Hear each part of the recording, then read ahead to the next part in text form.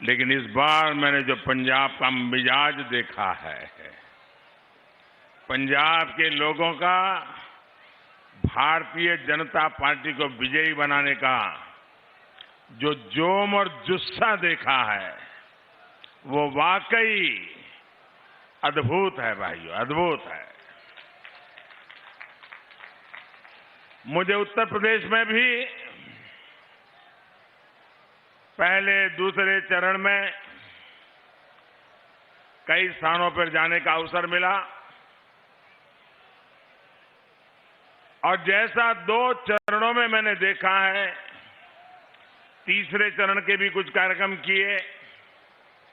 मैं देख रहा हूं कि हर चरण में एक से बढ़कर एक ऐसे जनता जनार्दन का समर्थन बढ़ता ही चला जा रहा है। मैं उत्तर प्रदेश के लोगों का इसलिए हृदय से बहुत बहुत धन्यवाद करता हूं।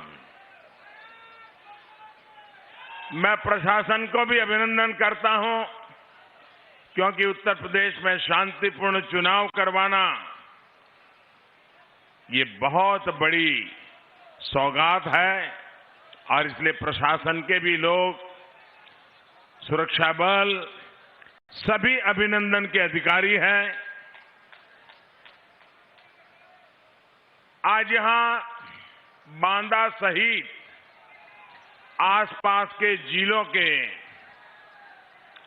हजारों साथी भी यहां पहुंचे हैं।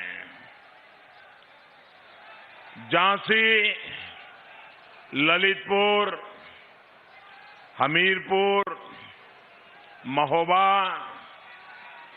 और रायबरेली से भी हजारों मतदाता टेक्नोलॉजी के माध्यम से वर्चुअली बहुत बड़ी मात्रा में आज हमारे साथ इस कार्यक्रम में जुड़े हुए हैं।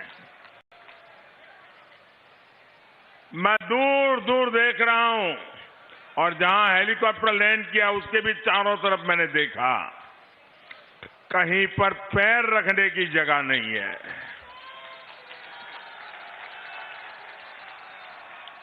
जहां मेरी नजर पहुंच रही है, लोग ही लोग नजर आ रहे हैं। आपका ये प्यार, इतनी बड़ी तादाद में आप सब हम लोगों को आशीर्वाद देने के लिए आए, मैं आप सभी का हृदय से धन्यवाद करता हूं, आप सबका अभिनंदन करता हूं। साथियों, ये धरती वीर वीरांगनाओं, मेहनतकश किसानों, कारीगरों की ये धरती है। यहां का 52 इमली पेड़ स्वतंत्रता आंदोलन में इस क्षेत्र के योगदान का जीवंत उदाहरण है। आपका जो ये उत्साह है, उसमें आने वाले 5 चरणों के नतीजों की भी एक झलक दिखाई दे रही है। सारे वाद, सारे विवाद एक तरफ और राष्ट्रवाद एक तरफ। यूपी के लोगों ने ठान लिया है कि होली आने से पहले 10 मार्च को ही रंगों वाली होली धाम-धूम से विजय की होली मना लेंगे। भाइयों और बहनों, फतेहपुर, बुंदेलखंड के क्षेत्र में पराक्रम, वीरता, ये यहां के लोगों की नसों में है, खून में है।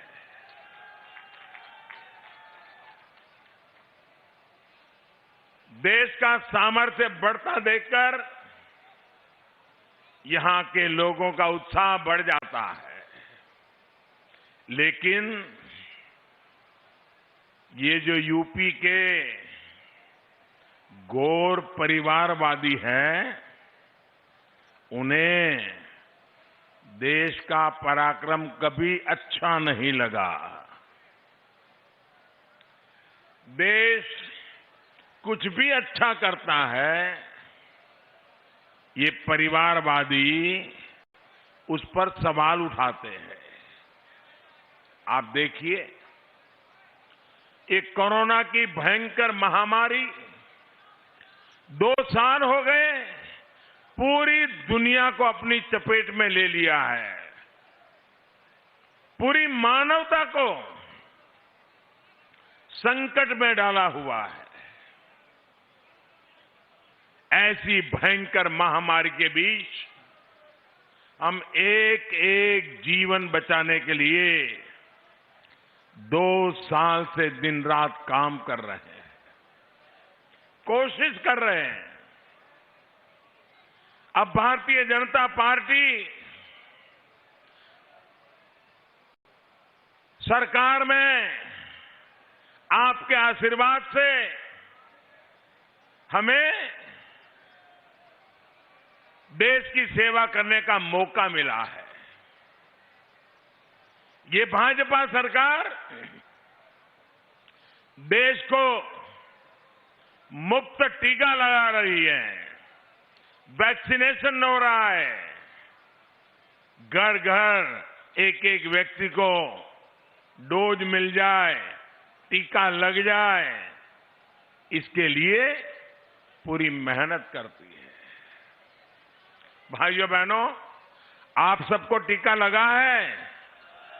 जरा हाथ ऊपर करके पूरी ताकत से बताइए, टीका लगा है? सबको टीका लगा है? क्या आपसे किसी ने टीके का पैसा लिया है क्या? आपको कोई खर्चा करना पड़ा है क्या? ये भारत सरकार ने आपकी चिंता की है कि नहीं की है? इतने बड़े संकट से आपको रक्षा कवच दिया है कि नहीं दिया है? इतना बड़ा सेवा का काम, इतना बड़ा पवित्र काम, सच्चे अर्थे मानव की जिंदगी बचाने का, मानवता का काम, लेकिन ये परिवारवादी क्या बोल रहे हैं? ये तो भाजपा का टीका है। भाइयों बहनों, आपको जब टीका लगाया तो किसी ने कहा था कि भाजपा का टीका है। अरे तो कोरोना से बचने का टीका है। जब यूपी के लोगों ने इनकी बात अनसुनी कर दी, और कभी कभी तो मुझे लगता है कि टीके से 2 लोग डरते हैं।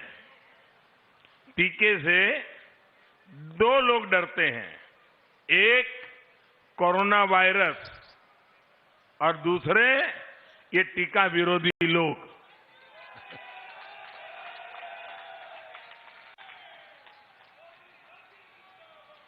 रिकॉर्ड वैक्सीन लगवा ली, तो अब इन्होंने क्या शुरू किया है कि सरकार, हमारा गरीब देश है, ये टीकों के पीछे इतना सारा खर्चा क्यों कर रही है? भाइयों बहनों, मुझे बताइए, आपकी जिंदगी बचाने के लिए सरकार ने खर्चा करना चाहिए कि नहीं करना चाहिए? खर्चा करना चाहिए कि नहीं करना चाहिए? अगर मोदी कर रहा है, सही कर रहा है कि नहीं कर रहा है? आपकी जिंदगी बचेगी तो मुझे आनंद होगा कि नहीं होगा? मुझे खुशी होगी कि नहीं होगी? आप लोगों ने मुझे इतना बड़ा प्यार दिया, सम्मान दिया, आपको मुझे इतना बड़ा पद दिया, मुझे आपके लिए काम करते रहना चाहिए कि नहीं रहना चाहिए? अब देखिए, ये टीका हमारे देश के वैज्ञानिकों ने कितनी मेहनत करके तैयार किया। लेकिन ये ऐसे राजनीति में लिपटे हुए लोग हैं, ऐसे परिवारवाद में फंसे हुए लोग हैं कि इनको टीके से भी समस्या, योगी से भी समस्या, मोदी से भी समस्या, टीके से भी समस्या। भाइयों और बहनों, भाजपा की डबल इंजन की सरकार पिछले 2 सालों से गरीबों को मुफ्त राशन दे रही है। दुनिया के बड़े बड़े देश अपने नागरिकों की इतनी व्यवस्था नहीं कर पाए।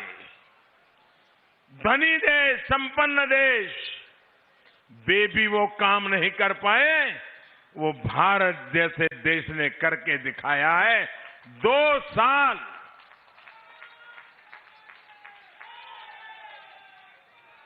भाइयों बहनों, जब गरीब के घर में राशन पहुंचता है, मेरे मन में एक ही कामना रहती थी कि कोरोना का संकट आया है, संकट भयंकर है, परिवार में हालत ऐसी कि एक कमरे में मां बीमार हो, कोरोना की बीमारी आई हो, लेकिन दूसरे कमरे से बेटा मां के पास भी नहीं जा सकता था। ऐसी ये बीमारी, उस बीमारी में मेरे दिल में एक ही बात रहती थी कि मेरा कोई गरीब परिवार, मेरी कोई गरीब मां, मेरे देश का कोई गरीब बच्चा, उसको कभी भी भूखे सोने की नौबत न आ जाए। कोई मेरा ऐसा गरीब परिवार न हो उसके घर में चूल्हा न जलता हो भाइयों।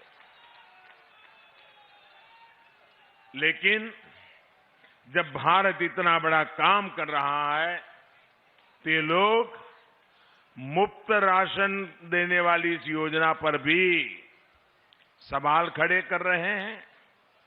और इसलिए भाइयों बहनों, मैं आज आपके बीच आया हूं इन लोगों से सतर्क रहने के लिए, आपको जगाने आया हूं कि ये लोग ऐसी ऐसी बातें करेंगे, ऐसी ऐसी हवाबाजी करेंगे, आपको गुमराह करने के लिए खेल खेलेंगे।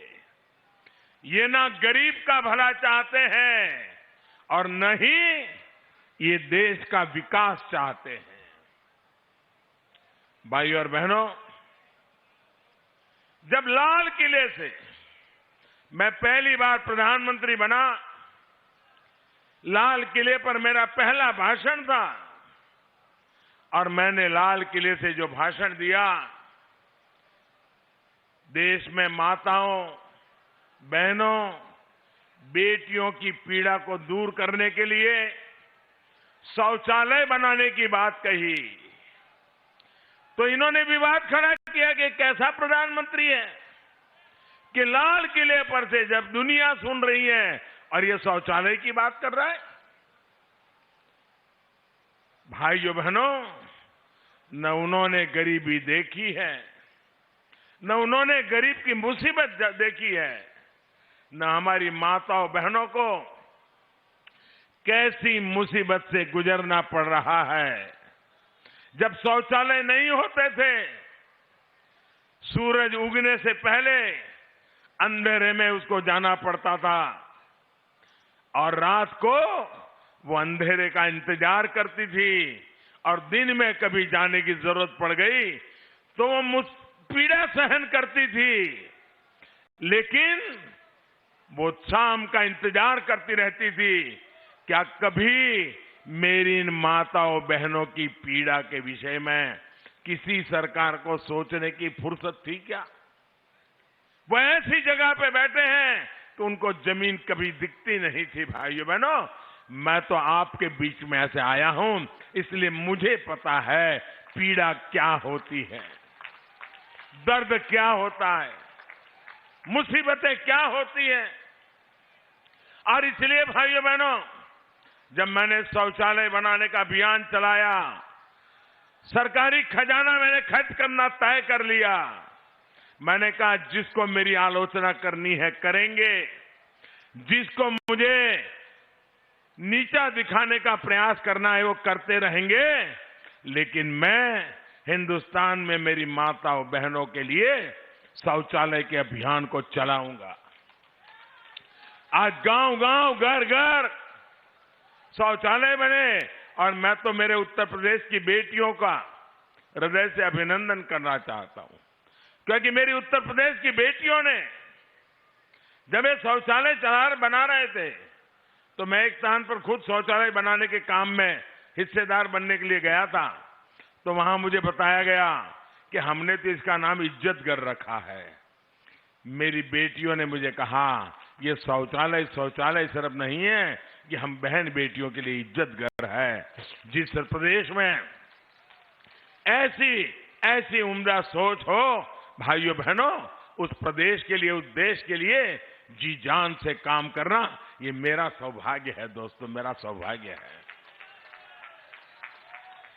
केंद्र सरकार ने जब 3 तलाक के विरुद्ध कानून बनाया तो एक कानून के खिलाफ ये पूरे सारे कुनबा उसके खिलाफ हो गया, 3 तलाक के समर्थन में खड़े हो गए। मैं तो हैरान हूं, 21 सदी में जी रहे हैं, एक कितने स्वार्थ में डूबे हुए हैं कि जो लोग उनको वोट देते हैं उनका भला भी नहीं सोच पाते हैं। ऐसे लोगों पे कभी भरोसा किया जा सकता है क्या? ऐसे लोगों पे भरोसा किया जा सकता है क्या? मेरी मुस्लिम माताओं बहनों, छोटी छोटी बात में 3 तलाक हो गई छुट्टी। वो बेटी बेचारी कहां जाएगी? कहां जाएगी? उस पिता का कल्पना कीजिए कि कितने उत्साह उमंग के साथ बेटी को शादी करके भेजी हो और 3 तलाक कह करके उसको घर वापस भेज दें, साथ में 1-2 बच्चे लेकर के आ जाएं। उस बूढ़े मां बाप का क्या हाल होता होगा जिनको ये झेलना पड़ता होगा। उस भाई का क्या हाल होता होगा जिसकी बहन वापस आई है। उस मां का क्या हाल होता होगा कि जिसकी बेटी ससुराल से अब लौट के आई है, उसकी जिंदगी कैसे बीतेगी? क्या मुझे बताइए, इन माताओं बहनों की रक्षा मुझे करनी चाहिए कि नहीं करनी चाहिए? इनका भला करना चाहिए कि नहीं करना चाहिए? क्या मैं सिर्फ वोट का ही सोचता रहूं, कुर्सी का ही सोचता रहूं, कि देश का भी सोचूं कि न सोचूं? लेकिन भाइयों बहनों, इनको तो 3 तलाक में भी विरोध था। आज मुझे हिंदुस्तान के हर कोने में से मेरी मुस्लिम बहन बेटियां जो आशीर्वाद दे रही हैं, क्योंकि उनके जीवन की रक्षा का मैंने बहुत बड़ा काम किया है। भाइयों बहनों, हमारे देश में गरीबी से लड़ने की ताकत, जब तक हम गरीब को सशक्त नहीं करेंगे ना, नहीं आने वाली है। नारे तो बोलते रहेंगे, गरीबी हटाओ, गरीबी हटाओ। जब तक गरीब सशक्त नहीं होता है, गरीबी खत्म नहीं हो सकती है। और जिस दिन गरीब सशक्त हो जाता है ना, वो भी गरीबी को खत्म करने के लिए हमारा सिपाही बन जाता है। और इसके लिए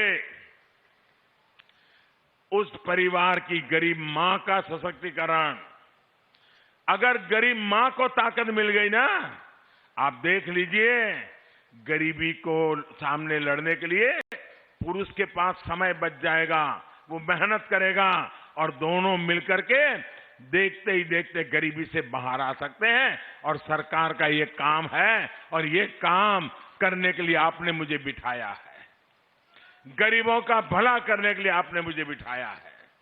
भाइयों बहनों को मुफ्त गैस कनेक्शन हो, हर घर बिजली हो, हर गांव तक सड़क हो, पढ़ाई हो, दवाई हो, कमाई हो, सिंचाई हो।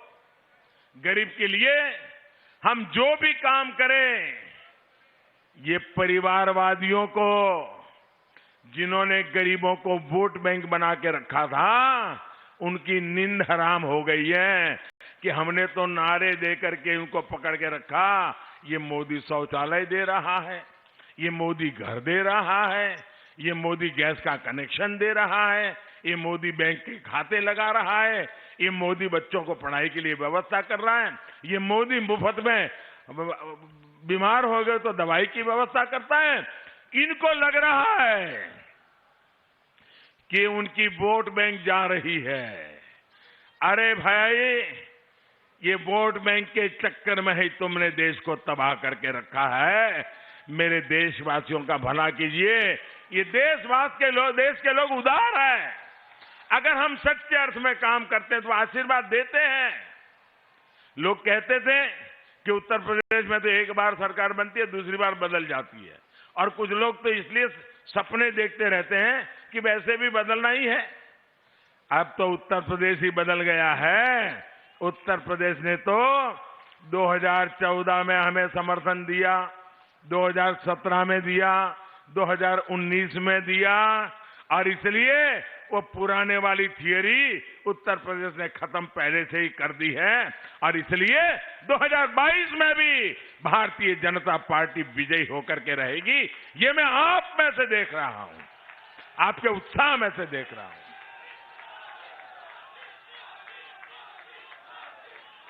भाइयों बहनों, ये गरीबों के लिए दिन रात मैं काम करता हूं। ते परिवारवादी इस काम को छोटा काम बताते हैं।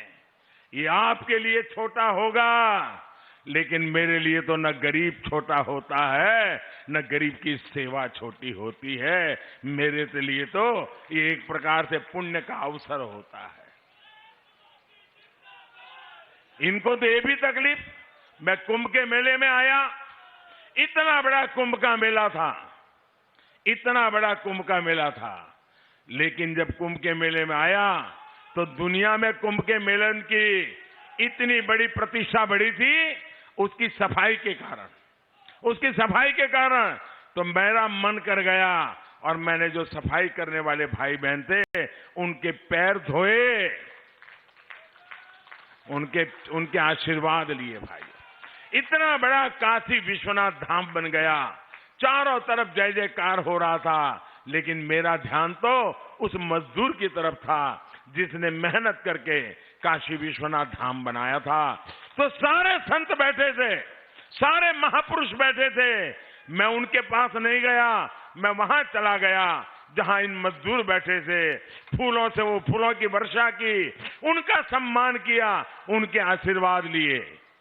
क्यों? मुझे मालूम है यही मेरे देश के लोग हैं जो मेरे देश के सपने पूरे करेंगे भाइयों। और इसलिए उनके सपने पूरे करने के लिए मैं अपने सपनों को खपा रहा हूं भाइयों बहनों, इसलिए मैं काम कर रहा हूं। आपने देखा होगा आजकल ये लोग आत्मनिर्भर भारत अभियान, उसका भी विरोध कर रहे हैं। ये लोग भारत को अब भी दूसरों पर ही निर्भर रखना चाहते हैं। दुनिया के बाजार में ले आओ और अपनी गाड़ी चलाओ।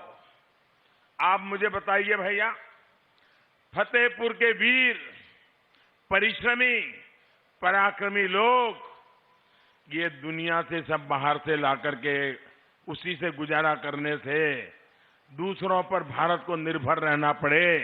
आजाद भारत के लिए ये शर्मिंदगी है कि नहीं है? हमें बाहर आना चाहिए कि नहीं आना चाहिए? अरे हमारे पूर्वजों ने यहां बलिदान दिए थे, ये भारत के सम्मान के लिए, भारत के गौरव के लिए। हमें उसको पाना चाहिए कि नहीं पाना चाहिए? और इसलिए भाइयों बहनों, ये देश आश्रित रहना नहीं चाहता। और इसलिए मैंने एक बात की, मैंने ये भी लाल किले से कहा कि लोकल के लिए वोकल होने की, यानी जो स्थानीय लोग उत्पाद करते हैं, हमारे कारीगर जो चीजें बनाते हैं, हमारे किसान जो चीजें उत्पादन करते हैं, हमारे छोटे छोटे कारखाने जो चीजें बताते हैं, उनका हमने गौरवगान करना चाहिए। मुझे बताइए, हमारे यहां जो चीजें बनती हैं उसका हमने गौरवगान करना चाहिए नहीं करना चाहिए? करना चाहिए नहीं करना चाहिए? मुझे बताइए, आपके घर में आपके बेटे को ही अगर आप मान सम्मान नहीं दोगे, और आप मोहल्ले वालों को कहोगे कि मेरे बेटे को सम्मान दो, तो कोई देगा क्या? देगा क्या? भाइयों बहनों, अपने यहां जो पैदावार होती है उसका सम्मान बढ़ना चाहिए कि नहीं बढ़ना चाहिए? अब मुझे बताइए, अगर कांग्रेस पार्टी के नेता ये बोले कि भाई स्थानीय उत्पादों को महत्व दो, तो कांग्रेस का कोई नुकसान होने वाला है क्या? अगर समाजवादी पार्टी बोले कि लोकल चीजों का उत्पाद खरीदिए, तो समाजवादी पार्टी का नुकसान होगा क्या? लेकिन मोदी ने बोला तो हम नहीं बोलेंगे। हम लोकल लोग भूखे मर जाए लेकिन हम मदद नहीं करेंगे। योगी जी ने एक काम किया, एक जनपद एक उत्पाद, यूपी के लघु कुटीर गृह उद्योगों को बढ़ावा देने के लिए काम किया।